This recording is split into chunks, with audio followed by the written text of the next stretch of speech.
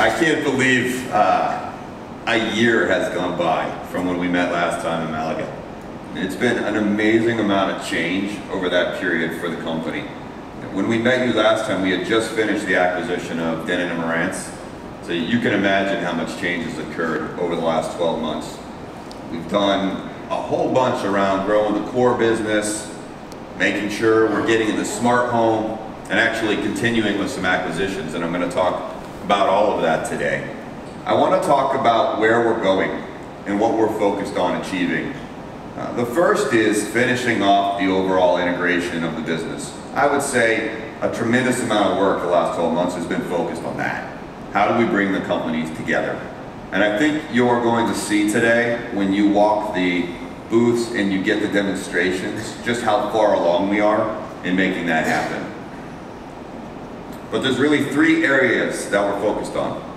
The first is to grow our core business. I said this last year, I'm going to say it next year, and the year after that. Our core business is the most important thing to us.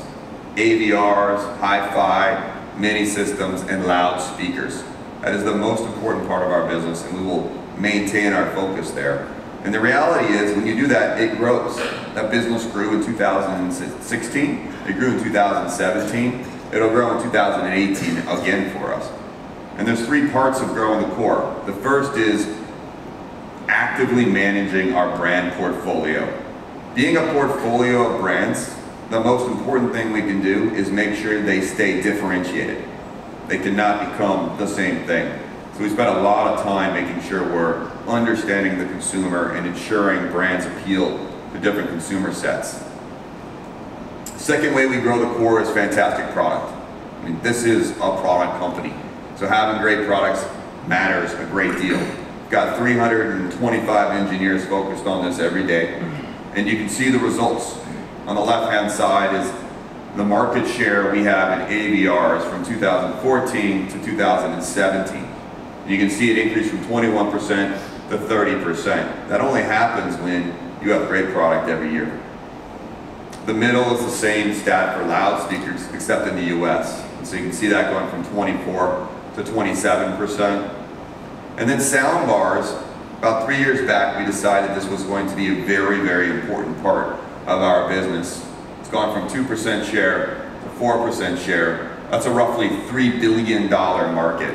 And we've grown 30% a year during that period. And we have a long way to go still, because you can see the share there is lower than our other categories. So continued focus to grow that part of the business for us. The second big trend is leveraging the smart home. Yeah, this has been talked about for 10 years, right? Nothing really happened. In the last 2 or 3 years, it's become a reality. About 2 years ago, I got my first Amazon Echo and put it in my home. And it changed my life. Talking about this at dinner last night. The way I access content changed completely. The way I control my home changed completely. Went from my smart home to voice. Commerce, where I'm actually buying things obviously through voice now. Ordering Uber rides, just about everything I do is changed. And I wasn't the only one. 30 million of those devices were sold during that period. It's actually phenomenal when you think about it. And it's only the beginning, obviously, now with the entrance of Google and of course Apple and the three of those giants attacking this market. I don't think anything better has happened for our business than those three deciding that people needed to upgrade their home. They're spending billions of dollars to drive demand to upgrade your home to be voice controlled. And this chart illustrates what that likely impact will be. The dark blue are those three companies' products that they're selling in this marketplace. For the most part, they're going to be lower price point products because they're highly interested in getting their microphones into homes so that they can help with search, of course, and commerce. So that was a big, big focus for them. Of course, our consumer, a more affluent consumer, higher income, more focused on premium acoustic experience, will still want those characteristics and will be able to step up to a higher price point, which is where we will live. That is the light blue part of that chart. So you can see it beginning to emerge and become larger and larger. I'm very, very excited about what this means for all of our businesses together. That's why several years back we began working quite closely with each of those partners. So really important that we have this relationship with each of the partners. It's because of our size and scale that we're attractive to them, and the fact that we're able to engineer it into the product so quickly. And then the last part on how we'll grow our business and where we're going is continued acquisitions. We're not done. I think that was obvious when we announced our acquisition in January at CES of Class A. We had done a great deal of work around the overall global electronics industry and where we were not participating. And let's call that the luxury market, even higher than some of where our other brands reach. It was roughly a $150 million market that was untapped by the company.